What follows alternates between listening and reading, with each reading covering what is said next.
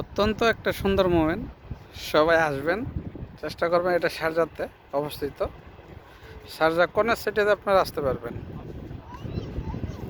এই জায়গায় অত্যন্ত প্রচুর লোক আসে।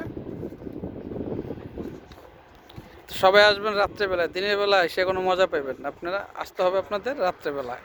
অত্যন্ত একটা ভালো পরিবেশ, নাইস মোমেন্ট একটা জায়গা। যারা এই শারজা দুবাইতে আছেন অবশ্যই আসবেন, আশা করি ভালো লাগবে। সুন্দর জায়গা। চ্যানেল, হ্যাঁ, অত্যন্ত সুন্দর একটা জায়গা। পরিবেশটা অত্যন্ত ভালো।